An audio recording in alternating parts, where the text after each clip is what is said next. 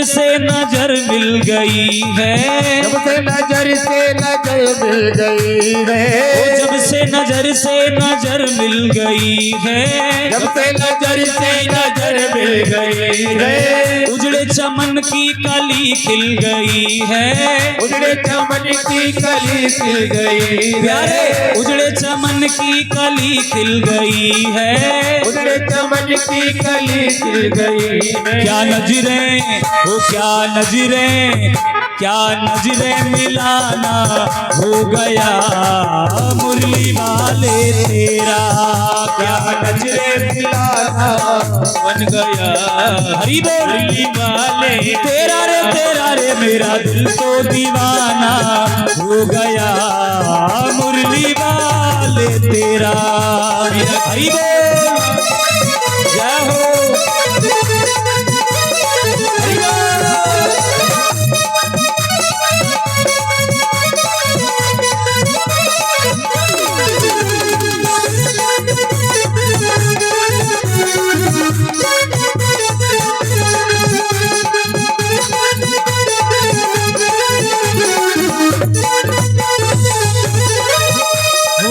दीवानगी ने क्या क्या सिखाया, दीवानगी ने क्या क्या सिखाया, दीवानगी ने क्या क्या सिखाया प्यारे, दीवानगी ने क्या क्या सिखाया, दुनिया छुड़ा कर तुमसे मिलाया, दुनिया छुड़ा कर तुमसे मिलाया, दुनिया छुड़ा कर प्यारे तुमसे मिलाया, दुनिया छुड़ा कर प्यारे तुमसे मिलाया। दीवाना ओ दीवाना, दीवाना जमाना हो गया मुरली वाले तेरा, दीवाना जमाना हो गया मुरली वाले तेरा रे मेरा दिल तो दीवाना हो गया मुरली वाले तेरा, मेरा दिल तो दीवाना हो गया मुरली वाले तेरा। हरी बोल प्यारे बांके बिहारी सरकार की जय हो।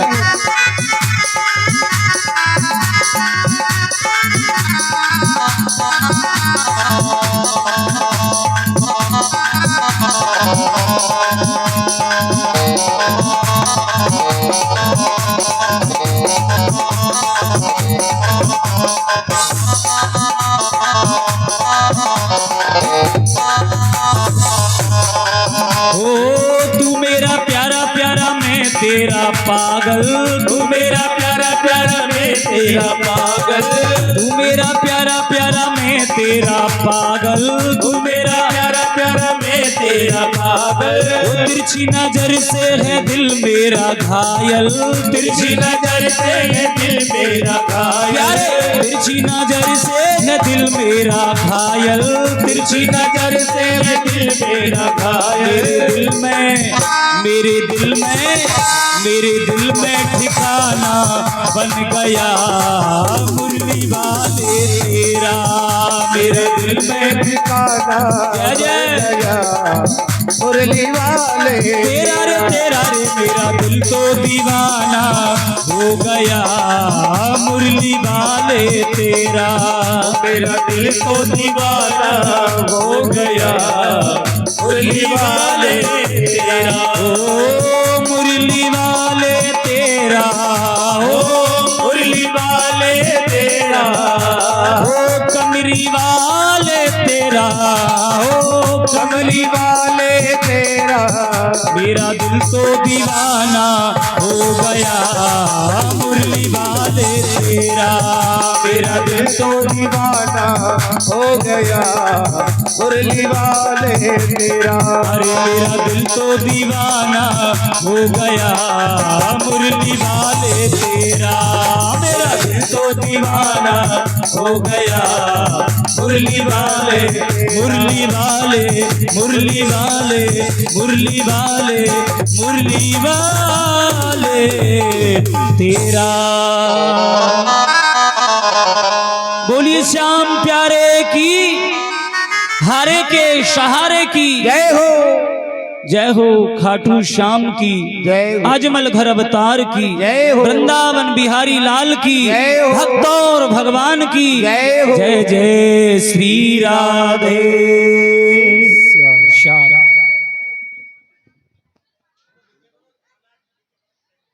भाव से शांति का दान बना करके आप लोग बैठे।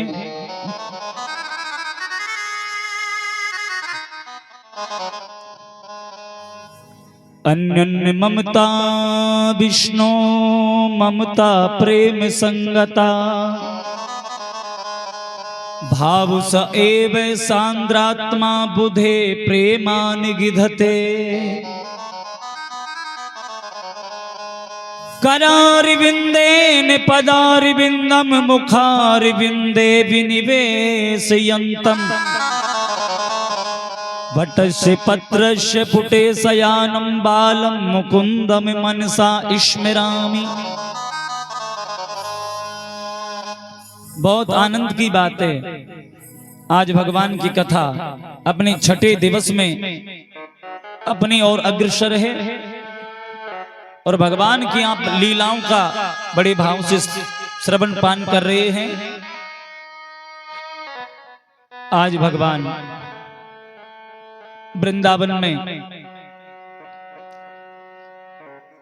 आज गाय चराने की, आज मेरे गोविंद ने आज छुट्टी कर दी।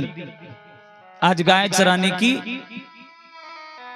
आज अवकाश कर दिया भगवान ने कि आज हम गाय चराने नहीं जाएंगे। कुछ गोपियों से वादा किया है हमने, उन गोपियों के वादे को निभाएंगे। इसलिए आज भगवान कन्हैया ने अपने वृंदावन के मधुवन में आकर आज अपनी प्यारी सी बंसी को भगवान ने बजाया। और मेरे भगवान ने जैसे ही अपनी मधुर उस बंसी को जब बजाया तो भगवान की जैसी बंसी बजी तो आपने सुन रखा है ना, वृंदावन बंसी बजी और मोहे तीनों लोक। भगवान की जब बंसी बजी तो तीनों ही लोक भगवान ने मोह लिए थे। तो इसलिए भगवान की जो बंसी है ना, ये बड़ी विचित्र बजती है। जब दुनिया भगवान की बंसी को इतना बढ़िया बजाती है तो फिर भगवान कन्हैया ने स्वयं ने उस बंसी को कैसे बजाया होगा, आप तो ये सोच के देखो।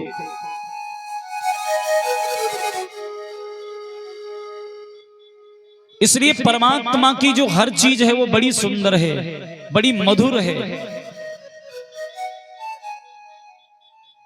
इसलिए परमात्मा ने जब बंसी को बजाया तो आदरणीय सुखदेव स्वामी कहते हैं सभी गोपियां वहां दौड़ी चली आई और भगवान ने उन समस्त गोपियों के साथ आज भगवान सभी से और विहार करने लगे। भगवान उन सभी गोपियों के साथ भगवान नाचने लगे, रास रचाने लगे। लेकिन जैसे ही जब रास होने लगा ना तो उन गोपियों के मन में एक बात प्रकट हो गई। गोपियों ने सोचा कि शायद हम बड़ी सुंदर हैं और हम इतनी सुंदर हैं कि हमारी सुंदरता को देखकर ये कन्हैया हमारे साथ में नाच रहे हैं, नहीं तो नहीं नाचते। ऐसा सोचा उन गोपियों ने कि भगवान तो केवल हमारे रूप पर मोहित होकर हमारे सुंदर उस रूप को देखकर इसलिए रास रचा रहे, नहीं तो नहीं रचाते। जब ये बात मेरे गोविंद को मालूम चली कि गोपियों तुम्हें तो अपने रूप का ही अभिमान हो गया, अपनी सुंदरता का अभिमान हो गया, तुम ये सोच रही हो कि हम बड़ी सुंदर हैं, शायद इसलिए कन्हैया हमारे साथ रास रचा रहे। इसलिए भगवान ने सोचा कि जहां मैं आ जाता है वहां मेरा कोई काम रुकने का नहीं होता। इसलिए भगवान उन सभी गोपियों को छोड़कर राधा रानी को लेकर मधुबन से अंतर ध्यान हो गए, चले गए उनको छोड़कर। तुम रोती रहो यहीं पर, तुम्हें यदि अभिमान है तो मैं तुम्हारे साथ बिल्कुल रास नहीं रचाऊंगा। भगवान चले गए। अब राधा जी को लेके जा रहे थे ना कन्हैया, तो राधा जी ने भी मन में सोचा, भगवान से राधा रानी कहने लगी कहां लिए जा रहे हो, परेशान हो गई, हाथ पैरों में दर्द हो रहा है। और क्या बोली राधा रानी मालूम है? आपने मेरे में और उन गोपियों में जरा सा भी अंतर समझा क्या? भगवान बोले लेकिन क्या बात है, क्या हुआ? बोले नहीं, पहले मुझे ये बताओ कि मुझ में और गोपियों में थोड़ा अंतर है कि नहीं। भगवान बोले रे सुनो, अंतर मतलब अंतर कैसा अंतर, किस बात का अंतर? बोले अंतर इस बात का कि जैसे तुम गोपियों के साथ में नाच रहे थे ना वहां, वैसे के वैसे ही मेरे साथ में, यानी कि मुझ में और गोपियों में थोड़ा बहुत तो अंतर समझा होता, मैं राधा हूं। भगवान ने सोचा ओहो राधा जी, इसका मतलब आपके लिए भी थोड़ा बहुत तो आ ही गया। आपके कहने का मतलब ये है कि मेरे साथ में ज्यादा अच्छे तरह से रास रचाना चाहिए, और जितना मेरे साथ में रचाओ ना उतना उनके साथ नहीं। भगवान ने सोचा बोले राधा को भी थोड़ा ज्यादा नहीं तो थोड़ा तो अभिमान है, इसलिए भगवान राधा को भी छोड़ करके चले जाते हैं, अंतर ध्यान हो जाते हैं। अब तो राधा गोपियां सबको मालूम चल गया कि भगवान हमें तो छोड़ के चले ही गए। बाद में गोपियां कहती हैं गोपाल, हे कन्हैया, हे केशव, गलती हो गई, क्षमा कर दो हमें, भूल हो गई, ऐसा मत करो, आपको आना होगा, और यदि आप नहीं आए ना तो तुम्हारे बिना हम नहीं रहेंगी कन्हैया, इसलिए बहुत प्रेम करती हैं हम तुमसे। एक बार गलती हो गई तो कम से कम उसे एक बार तो क्षमा कर दो ना, और आज के बाद जीवन में कभी ऐसा अभिमान जीवन में नहीं लाएंगी। हमने तो यही सोच लिया, गलती से सोच लिया, केवल एक बार क्षमा कर दो और कन्हैया तुम्हें आना पड़ेगा। इसलिए आज राधा रानी रोती है और गोपियां भी रो रही हैं। श्याम बंसी तो बजाने आओ, श्याम बंसी तो बजाने आओ,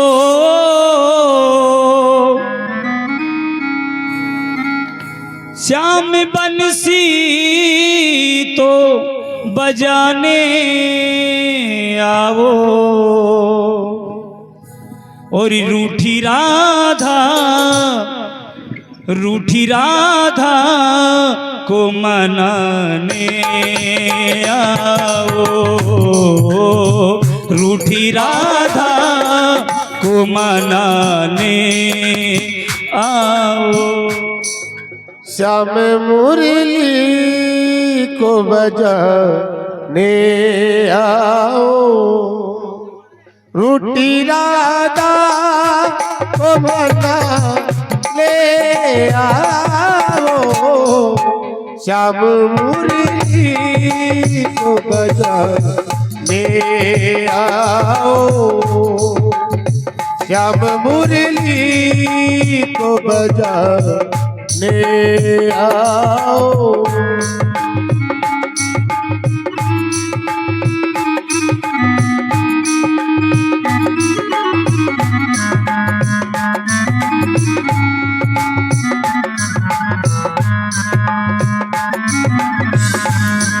रूठी राधा को मनाने आओ, रूठी राधा को मनाने आओ, रूठी राधा को मनाने आओ। ओ राह तकते हैं सब तेरे ग्वाले, राह तकते हैं सब तेरे ग्वाले, ओ राह तकते हैं सब तेरे ग्वाले, राह तकते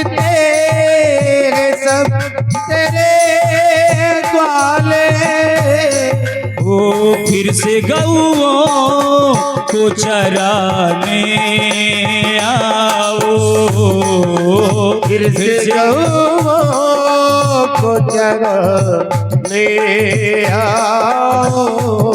हो श्याम बंसी तो बजाने आओ। हरि बोल।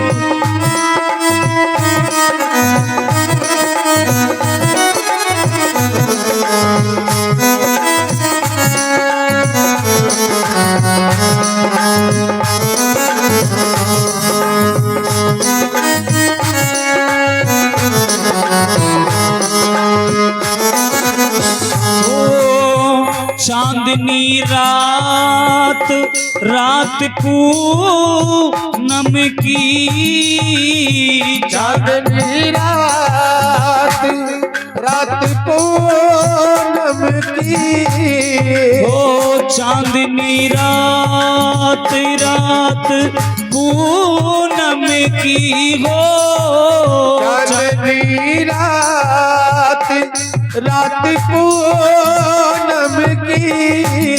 हो चांदनी रात रात पूनम की, रास फिर से तो रचाने आओ।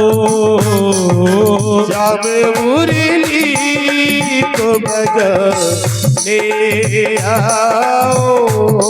हो श्याम बंसी तो बजाने आओ। श्याम बंसी को बजाने आओ।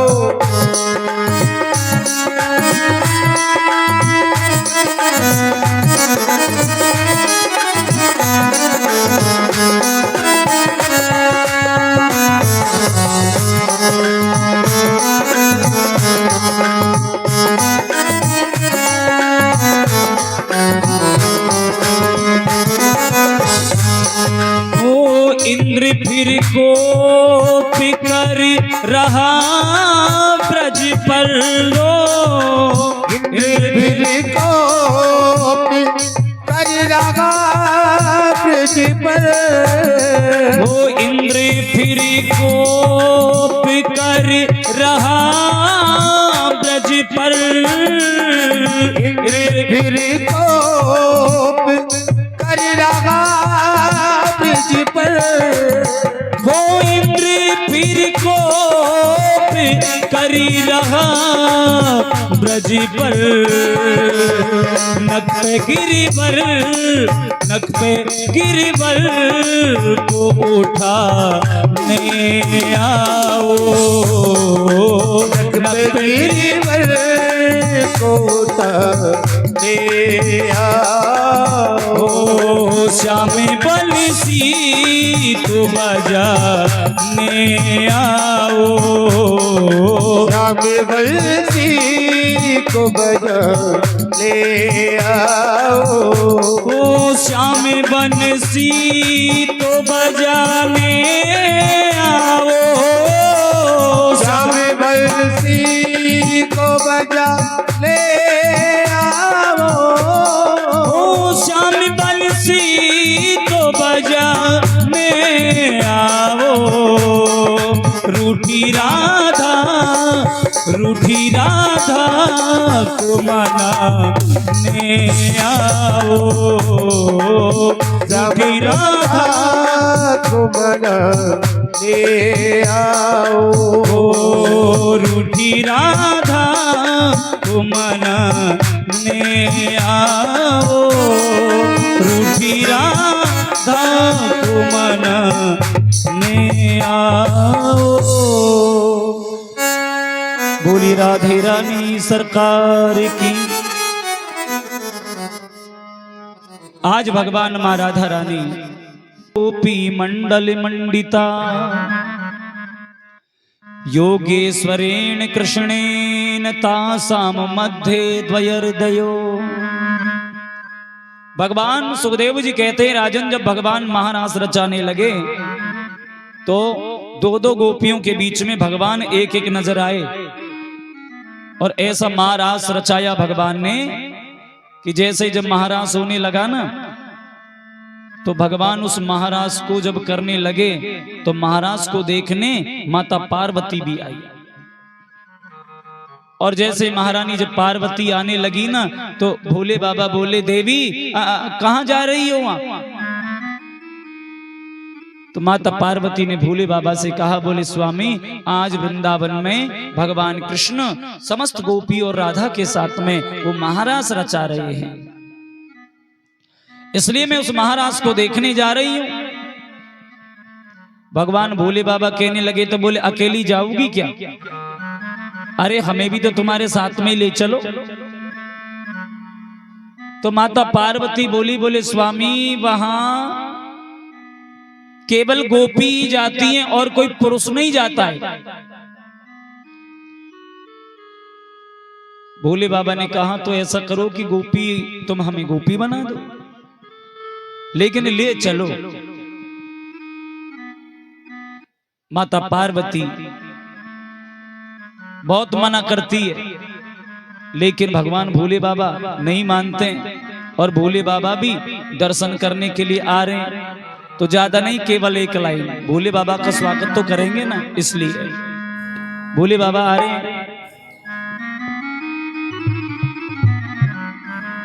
एक दिना भोले भंडारी,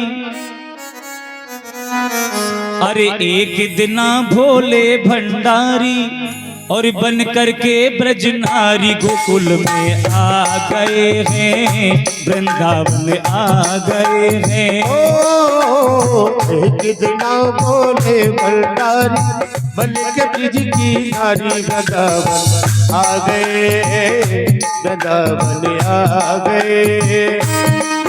अरे पार्वती भी मना के हारी, पार्वती भी मना के हारी, ना माने त्रिपुरारी, वृंदावन आ गए हैं, गोकुल में आ गए हैं।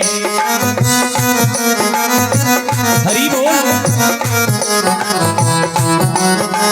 जय हो।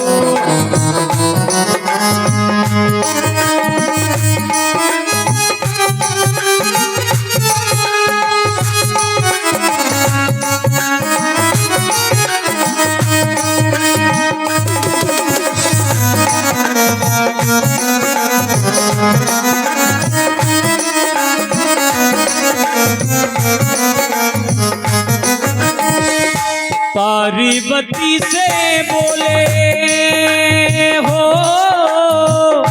पार्वती से बोले, मैं भी चलूंगा तेरे संग में, तेरे संग में। राधा संग श्याम नाचे, मैं भी नाचूंगा तेरे संग में, ओ तेरे संग में। रास रचेगा ब्रज में भारी, रास रचेगा ब्रज में भारी, हमें दिखाओ प्यारी, वृंदावन आ गए हैं, वृंदावन आ गए हैं। ओ एक दिना भोले भंडारी, बन के ब्रज की नारी वृंदावन आ गए, वृंदावन आ गए।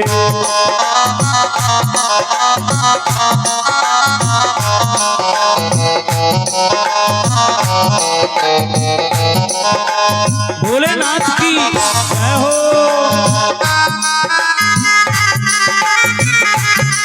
बड़े भाव से तालियों की सेवा करते हुए हरि बोल प्यारे।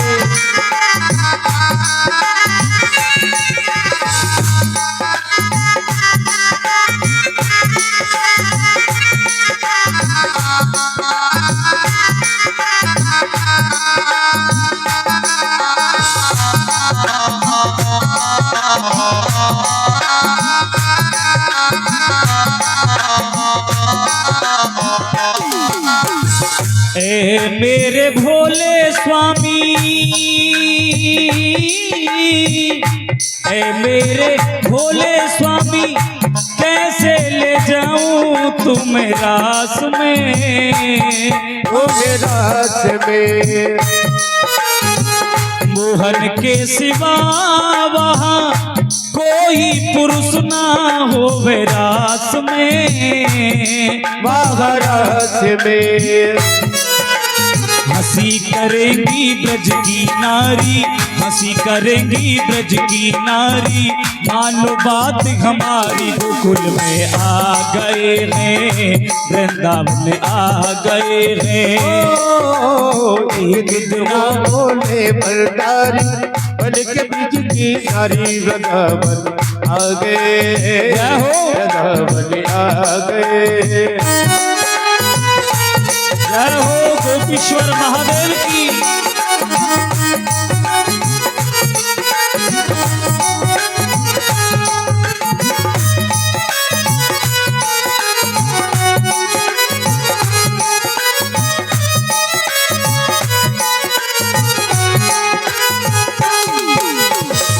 ऐसा बना दो मुझे,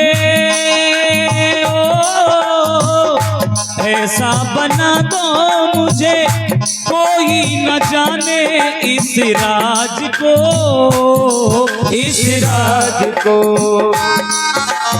वो मैं हूँ सहेली तेरी, ऐसा बताना ब्रजराज को, ब्रजराज को। लगा के बिंदिया, अरे लगा के बिंदिया, पहन के साड़ी, चाल चले मत वाली, वृंदावन आ गए हैं, वृंदावन आ गए हैं। एक दिना बोले बरदारी बन के ब्रज की नारी, वृंदावन आ गए, हरि बोल, वृंदावन आ गए। अरे पार्वती भी मना के हारी, पार्वती भी मना के हारी, ना माने त्रिपुरारी, वृंदावन आ गए हैं, वृंदावन आ गए हैं, वृंदावन आ गए, जय जय।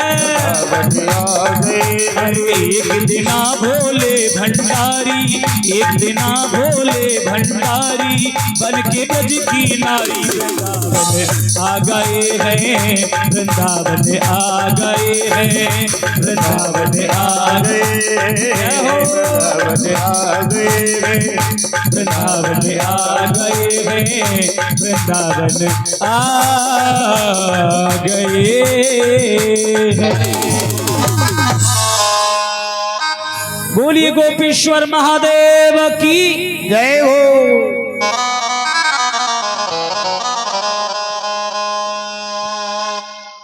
तो देखिए सज्जनों,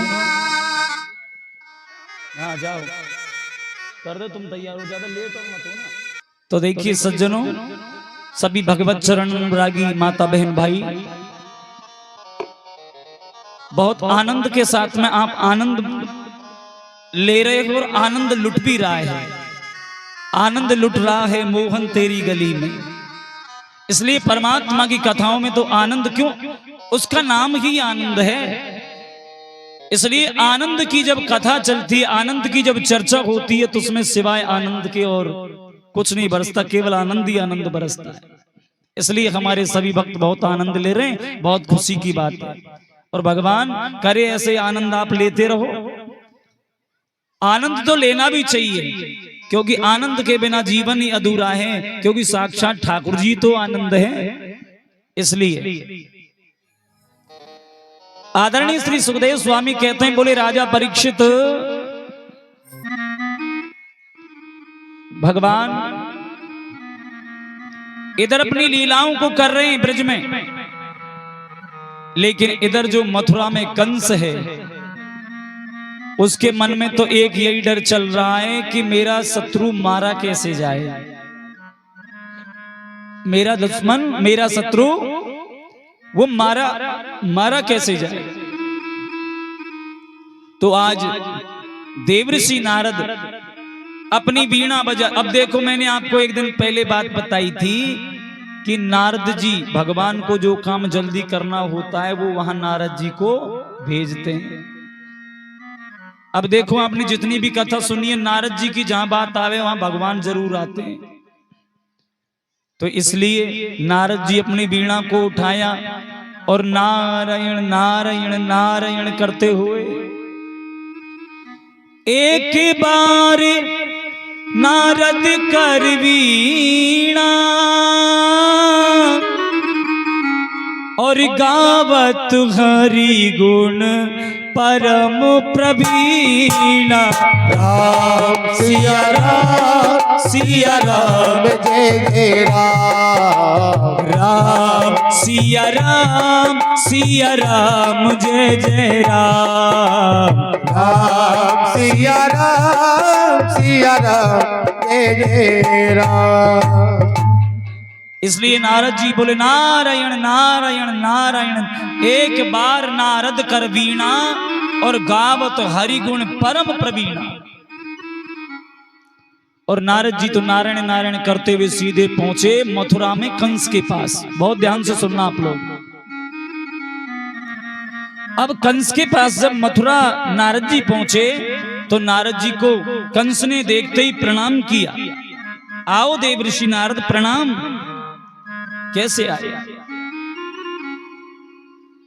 भगवान बोले, नारद जी ने कहा, बोले हे महाराज कंस, मैं तो केवल आपसे इतना पूछने के लिए आया हूं, केवल इतना सा मुझे बता दो कि तुम उस पापी, तुम उस दुष्ट कृष्ण को कब मारोगे? कंस ने जैसे ही नारद जी के मुख से ये बात सुनी तो नारद जी से कंस बोला कि हे देवर्षि नारद, अरे मैंने तो उसे मारने का कब प्रयास नहीं किया। जब देखो जब मैंने उस कृष्ण को मारने का बहुत प्रयास किया, मैंने अगासुर भेजो, मैंने बकासुर भेजो, मैंने तृणाव्रत भेजो, मैंने बहुत सारे राक्षस भेजे, पर उसने तो सबको मार दिया, कोई तो जीवित नहीं छोड़ा। और आप यदि कहते हो तो मैं आज भी मारने को तैयार हूं, पर वो मरे कैसे, किस विधि से मारूं मैं उसे? तो नारद जी ने कहा, बोले महाराज कंस, तुमको विधि तो मैं बता दूंगा, कृष्ण को मारने की विधि तो मैं बता दूंगा, लेकिन मेरी बात सुन लो। विधि तो मैं तुमको बता दूंगा, लेकिन कल नहीं, परसों के दिन मैं उस कृष्ण को मरा हुआ देखना चाहता हूं। कंस ने कहा, एक बार विधि तो बता दो, विधि तुम बता दोगे तो परसों के दिन मैं उस कृष्ण को मार दूंगा। तो नारद जी ने कहा कंस से कि हे महाराज कंस, तुम्हारे पास में भगवान भोले बाबा का दिया हुआ एक धनुष बाण, एक धनुष है,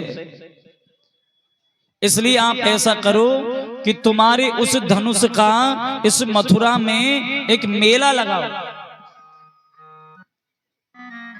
और उस मेले को देखने के लिए तुम दोनों कृष्ण और बलराम दोनों को वृंदावन से बुला लेना मथुरा।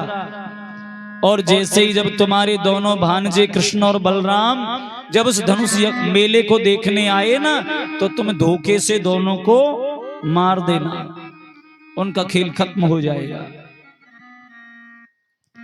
ऐसे सूचना देकर और नारद जी तो कंस के पास से चले गए और सीधे देवर्षि नारद अब कहां पहुंच गए?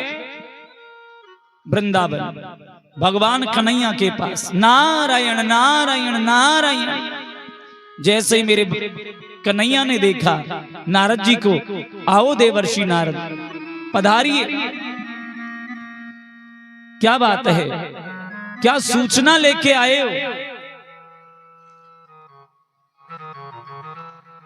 क्या सूचना लाए हो? नारद जी भगवान के चरणों में प्रणाम करके बोले, बोले हे प्रभु, मुझे तो केवल इतना ये बता दो कि उस पापी कंस को कब मारोगे,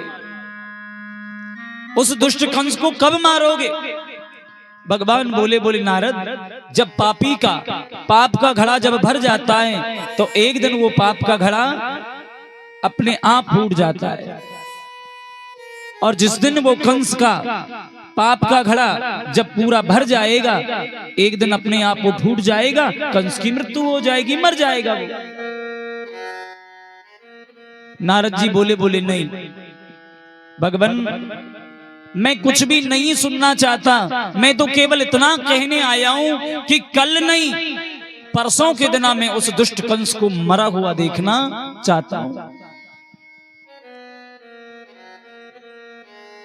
अब बात हो गई, इधर कंस को भी बोल दिया कि परसों कृष्ण को मारा देखना चाहता हूं, इधर वृंदावन में कन्हैया को बोल दिया कि मैं परसों कंस को मारा देखना चाहता हूं। आदरणीय श्री सुखदेव स्वामी कहते हैं, राजा परीक्षित, इधर जो कंस है उस कंस का जो महामंत्री है, उस महामंत्री का नाम है काका अक्रूर। ये मेरे कन्हैया के काका जी लगते हैं, मेरे कन्हैया के काका जी हैं, ये महामंत्री हैं मथुरा में कंस के दरबार में। इसलिए कंस ने आज अपने महामंत्री सेनापति अक्रूर को बुलाया और अक्रूर से कहा कि अक्रूर, आज तुम्हें हमारा एक छोटा सा काम करना है। अक्रूर ने कहा, बोले आदेश करो महाराज, क्या कार्य है मेरे से, आदेश करो, जो कहोगे करूंगा मैं। तो आज अक्रूर को बुला करके और कंस ने कहा कि हे अक्रूर, गच्छे नंदिर्ब्रजम तत्रा सुतावान के दुंदु में आसाते ताबिहाने ने रथे नानायम्मा चिरम। कंस ने कहा कि अक्रूर, आज तुम्हें वृंदावन जाना है और वृंदावन से जो नंद के दोनों लाला हैं कृष्ण और बलराम, इन दोनों को वृंदावन से मथुरा लेकर आना है।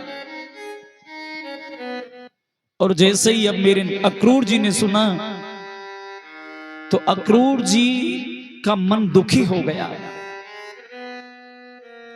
मन दुखी हो गया अक्रूर का, और मन में सोचा कि इस पापी कंस के मन में आज ये अचानक मेरे कृष्ण और बलराम दोनों भतीजों का ख्याल दिल में कैसे आया। अरे ये दुष्ट कंस तो मेरे कृष्ण और बलराम दोनों को मार देगा, लेकिन सेनापति हूं इसलिए कुछ कह नहीं सकता। मन तो बहुत दुखी है, लेकिन अक्रूर ने अपने रथ को उठाया और रथ को लेकर सीधे अक्रूर वृंदावन पहुंच जाते हैं। और जब अक्रूर ने जाकर के वृंदावन में जब मेरे नंद बाबा मां यशोदा सबसे जाकर के जब ये बात बताई कि मैं तुम्हारे कृष्ण और बलराम को लेने के लिए आया हूं, कंस ने मुझे कृष्ण और बलराम को लेने के लिए ही वृंदावन भेजा है। मां यशोदा की आंखों से आंसू बहने लगे, मां रोने लगी और मां यशोदा कहती है कि नहीं अक्रूर, चाहे मेरे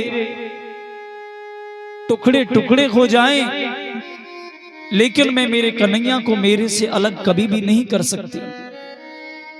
मेरे कन्हैया के बिना मैं एक पल भी जीवित नहीं रह सकती, इसलिए अक्रूर चले जाओ भैया। अरे कृष्ण और बलराम तो ये दोनों मेरी आंखों की ज्योत है, मेरी आंखों की ज्योति है, और यदि तुम मेरे कृष्ण और बलराम को मेरे से दूर ले गए ना, मर जाऊंगी मैं, प्राण त्याग दूंगी, लेकिन मैं अपने कन्हैया के बिना एक पल भी नहीं रह सकती। मां यशोदा रोती है और सबसे ज्यादा तो मां यशोदा का दिल कब फटा, जब मां यशोदा को आज इस बात का पता चला कि ये कन्हैया मेरो लाला ना है, ये तो देवकी को लाला है। और जैसे ही जब इस बात का पता चला तो मां यशोदा और भी फूट फूट करके रोने लगी, और मेरे कन्हैया भी खड़े होकर के आए, और कन्हैया ने अपनी मां यशोदा का हृदय अपने हृदय से लगा लिया, और कन्हैया बोले मैया तू काई को रोवे, मत रोवे मैया, अरे कब तक तू हमें या घर में बंद करके रखेगी। कोई ना कोई दिन तो मैया ऐसा होएगा जो तू हमें बाहर निकालेगी, कभी बाहर ना जान देगी हमें। मैया तू चिंता मत करे और तू रोवे भी मत। देख मां, मैं काऊ देव की मैया को ना जानूं, मैं काऊ बसदेव पिताजी को ना जानूं, मेरी मां मेरी तो केवल एक तू ही मां है। इसलिए मेरी मां तू चिंता मत करे, मैं तेरे बिना मैं भी जीवित नहीं रहूंगा मैया। इसलिए आज काका अक्रूर हमें लेने के लिए आया है ना, तो आज भेज दे मैया, और मैं तेरे सर के ऊपर हाथ रख करके सौगंध खाऊं। मैया मैं कल तो तेरे पास नहीं आ सकूंगा, लेकिन चाहे कुछ भी हो जाएगा, मैं परसों के दिन तेरे पास इसी वृंदावन में आ जाऊंगा। कल नहीं, परसों में वापस आ जाऊंगा मैया तेरे पास, तू रोवे मत। मां यशोदा रोने लगी, बोली कन्हैया ऐसा ना हो कि तू हमें मथुरा जाकर के भूल जाए। तुम्हारी माँ देवकी मिलेगी, बसदेव पिताजी मिलेंगे, तुमसे पूछेंगे कैसा रखा तू तेरी माँ यशोदा ने, क्या कहेगा कि मैया ने मोए जरा सी बात पर उखल से बांध दी हो, काली कमरिया उड़ा करके गाय चराने के लिए जंगल में भेज दिया। इसलिए माँ यशोदा बार बार कन्हैया को अपने गले लगा करके रोती है और कन्हैया से कहती है बेटा वो को भूल मत जाइए, मुझको भूल मत जाना, और यदि तूने ऐसा कर दिया तो तेरी माँ यशोदा कभी भी तुझे जीवित नहीं मिलेगी, मर जाएगी, प्राण त्याग देगी तेरी माँ, लेकिन तेरे बिना नहीं रह सकेगी। तो जब माँ यशोदा को भगवान ने कह दिया मैया तू चिंता मत करे, रोवे मत, और तेरी सौगंध खाऊं मैया, परसों आ जाऊंगा, तो मैया से ऐसे कहा ना, तो सब गोपियां, राधा रानी, भगवान श्री कृष्ण की जो गाय, जो गौ माता है, आज गौ माता भी भगवान की तरफ टेढ़ी नजर से देखने लगी, और शायद कन्हैया से वो ये कह रही हो कि गोपाल मथुरा जाकर के हमें भूल मत जाना, यदि तुम मथुरा जाकर के हमें भूल गए गोपाल, तो तुम्हारे बिना कौन हमें चराने जाएगा, कौन हमारा भरण पोषण करेगा, कौन हमारी देखभाल करेगा। इसलिए गोपाल जल्दी लौट के आना, ज्यादा इंतजार मत करवाना, नहीं तो मर जाएंगी हम। और गोपियां भी रोने लगी। आज तो सज्जनों भगवान जैसे ही वृंदावन से आज पहली बार जब वृंदावन को छोड़कर भगवान जब मथुरा जाने लगे, तो गोपियां रथ के आगे आ गई और अक्रूर से कहने लगी, अक्रूर यदि हमारे प्राणों को, यदि हमारे प्रियतम को हमारी नजरों के सामने से तुम लेके जा ही रहे हो ना, तो इस रथ को हमारे ऊपर होकर के तुमको गुजारना होगा। हमारे प्राण भी तुम कन्हैया के साथ में ले जाओ तो अच्छा रहेगा, क्योंकि बिना कन्हैया के हम कभी भी नहीं जीवित रह सकते, हम जीवित नहीं रहेंगे। इसलिए तुम हमारे प्राण भले ही ले जाओ, पर हमारी नजरों के सामने से हमारे प्रियतम को, हमारे गोविंद को, हमारे कन्हैया को आप हमसे अलग ना करो। मेरे भगवान ने सभी गोपियों से कहा, राधा रानी से कहा, देवी तुम रो नहीं, और सुनो मैंने माँ को भी समझाया है, तुम माँ को सांत्वना दिलाना और माँ को भी यही समझाना कि मैं तुम्हारे छोड़कर जीवन भर के लिए नहीं, अरे केवल एक दिन के लिए जा रहा हूं, मैं कल नहीं आऊंगा तुम्हारे पास, आज जा रहा हूं, कल नहीं परसों में तुम्हारे पास आ जाऊंगा, लेकिन रोना मत। भगवान ने सबको यही आश्वासन दे दिया कि मैं कल नहीं परसों आऊंगा, और परसों की कह करके भगवान जैसे रथ में बैठे और जाने लगे। तो आज सभी गोपियां, राधा रानी, भगवान सब रोने लगे और कन्हैया की तरफ पुकारने लगे,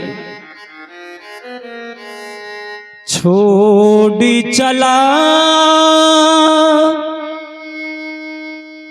छोड़ चला, छोड़ चला, छोड़ चला, हमें किसके भरोसे छोड़ चला, हमें किसके भरोसे छोड़ चला, छोड़ चला, छोड़ चला, हमें किसके भरोसे छोड़ चला, हमें किसके भरोसे छोड़ चला। वो छोड़ चला,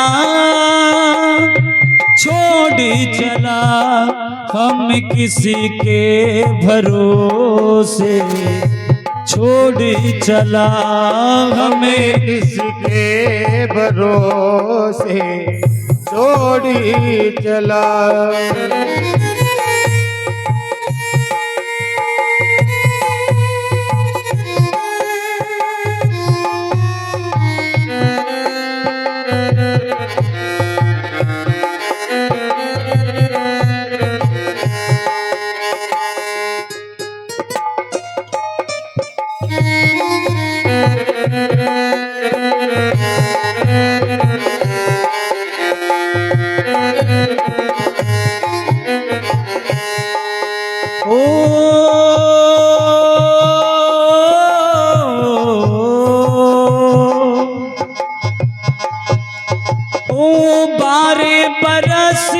जिसे दिल से लगाया, जिसे दिल से लगाया,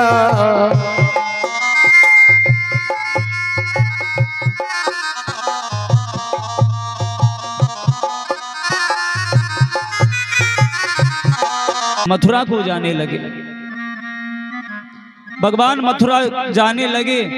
मेरे कन्हैया के मित्र जो हैं ग्वाल बाल वो ना माने, बोले लाला हम तो तेरे संग ही चलेंगे, हम नहीं रह सकते। भगवान के ग्वाल बाल कन्हैया के रथ के पीछे पीछे गए। अक्रूर के मन में आज ये चिंता है कि मैं अपने हाथों से मेरे दोनों भतीजे कृष्ण और बलराम को कंस को ले जाके दूंगा और शायद वो कंस मेरे दोनों भतीजे कृष्ण बलराम को मार देगा। इसलिए अक्रूर के मन में बड़ी चिंता है। तो भगवान ने सोचा कि मेरे काका के मन में बड़ी चिंता हो रही है हमारी, इसलिए हमारे काका के अंदर का जो डर है ना उसे हमें दूर करना चाहिए।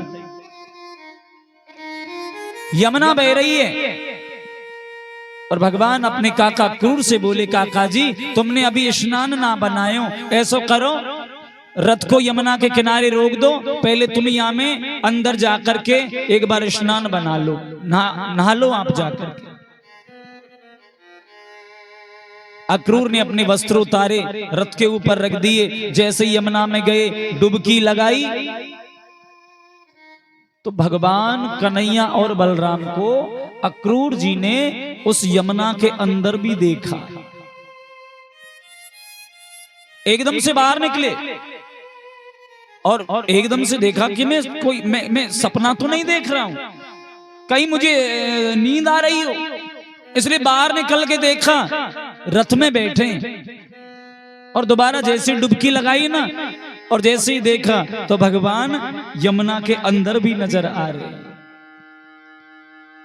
अब तो अक्रूर ने सोचा कि मेरे दोनों भतीजे कृष्ण और बलराम ये तो साक्षात जगदीश्वर हैं, इनको मारने वाला आज तक कोई धरती पर पैदा नहीं हुआ है, इन्हें कोई नहीं मार सकता। अक्रूर का जो डर था मन का वो भी दूर कर दिया भगवान ने और काका जी से बोले, काका तुम जाओ मथुरा में और जाकर के हमारे मामा जी से कहना कि हम तुम्हारे दोनों भांजे कृष्ण और बलराम को ले आए हैं, वो मथुरा में रुक गए हैं, मथुरा को देखते हुए आ रहे हैं। अक्रूर जी ने जाकर के कंस को सूचना दे दी कि तुम्हारे दोनों भांजे में ले आया, वो आ रहे हैं मथुरा को देखते हुए। अब तो जैसे ही भगवान कृष्ण और बलराम रथ से नीचे उतरे, रथ के पीछे से निकल निकल के जैसे ग्वाल बाल आए, तो भैया ग्वाल बाल देखे ना, तो ग्वाल बाल तो ऐसे हो रहे थे बिल्कुल ही भूत भूत बन रहे थे। क्यों?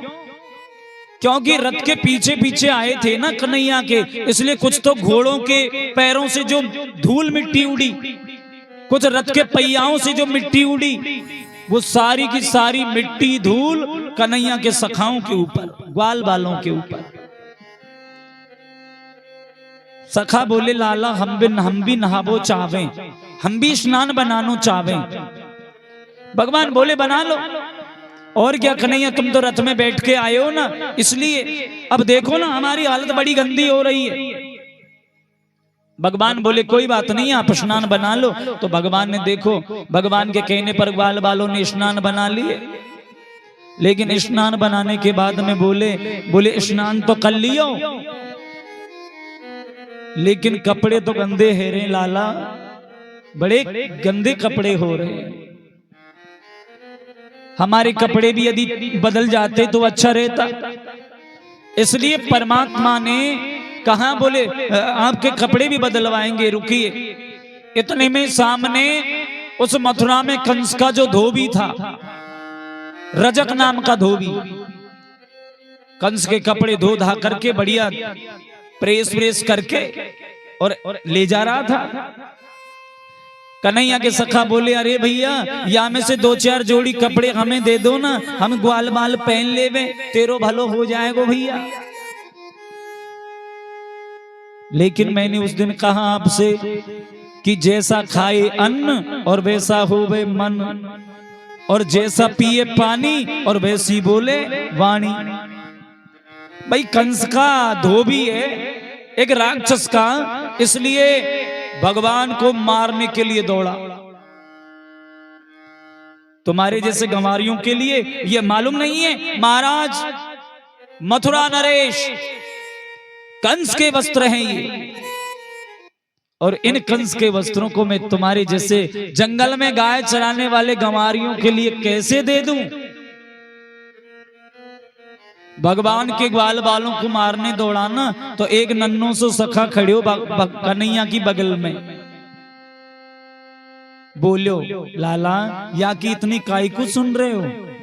जैसे Aghasur Mario, Bakasur Mario, Trinavarta Mario, या को काम कर दो। भगवान ने आज सखाओं की बात सुन करके एक ही ऐसा प्रहार किया कि रजक नाम के धोबी का उसी घाट पर गोविंदाय नमो नमः कर दिया, उसी जगह पर। अब भगवान के जितने भी ग्वाल बाल हैं सबने वो कपड़े पहन लिए महाराज कंस के, और अब जैसे ही चलने लगे तो एक सखा जरा पीछे मुड़ करके देखियो ना, एक सखा ने तो कन्हैया से बोलो लाला ओ भैया अरे देख तो सही, पीछे मुड़ के तो देख ले। और जैसे ही पीछे मुड़ के भगवान ने देखो तो भैया जो रास्ता है ना वो बिल्कुल साफ है गयो, रास्ता बिल्कुल साफ होता हुआ आ रहा है पीछे से, क्योंकि कंस के कपड़े बड़े लंबे थे, कन्हैया के ग्वाल बाल छोटे थे, इसलिए वो कपड़े रास्ते को साफ करते हुए आ रहे थे। कन्हैया के ग्वाल बाल बोले लाला हमारे कपड़े हमारे बराबर के करवा दो ना, अच्छे नहीं लगते, हमारे बराबर के करवाओ। तो भगवान मथुरा में उन सभी ग्वाल बालों को लेकर एक दर्जी के घर पर पहुंचे जो कपड़े सीता था। भगवान ने जैसे ही आज उस दर्जी की कुटिया पर अपना पदार्पण किया, बहुत प्रसन्न हो गया वो दर्जी और कहने लगा आओ भगवान, आओ केशव, मेरी कुटिया पर तुमने अपना चरण रखकर मेरी कुटिया धन्य बना दी, मेरी कुटिया को पवित्र बना दिया। प्रभु स्वागतम सुस्वागतम, क्या सेवा कर सकता हूं मैं तुम्हारी? भगवान बोले हे भैया हमारे इन ग्वाल बालन के कपड़े बड़े लंबे हैं, इसलिए आपसे निवेदन है कि हमारे इन ग्वाल बालन के कपड़े इनके बराबर के कर दो बस, और हमें कछु ना चाहिए। थोड़ी देर बैठाए दर्जी ने, सबके कपड़े बराबर के किए, भगवान ने वाकू आशीर्वाद दे दियो। और अब दर्जी के घर से जैसे ही भगवान आगे चले तो एक सखा कन्हैया से बोलो, लाला देख हमने स्नान बना लियो, कपड़े मिल गए तो कपड़े पहन लिए, कपड़े लंबे थे सो नाप के बनवा लिए, अब तो एक कमी है, एक कमी। भगवान बोले काहे बात की कमी है? बोले कमी यह बात की है कि हमारे गले में एक एक माला और होनी चाहिए। भगवान ने मन में सोचो कि देखो तो सही, ये तो ऐसे सज धज के चल रहे हैं जैसे मेरी बारात में आए हैं का है? पर इन्हें मालूम थोड़ी है कि मामा जी ने हमें मथुरा काहे को बुलाए हुए, इन्हें मालूम ना है। और भगवान ने सोचा कि मैं इनको कभी मालूम चलने भी नहीं दूंगा कि मामा जी ने हमें मथुरा क्यों बुलाया। भगवान ने कहा ठीक है, तुम्हारे गले में माला चाहिए ना, ठीक है। भगवान उसी समय आज मथुरा में एक सुदामा नाम के माली की कुटिया पर पहुंचे, जो फूल माली था।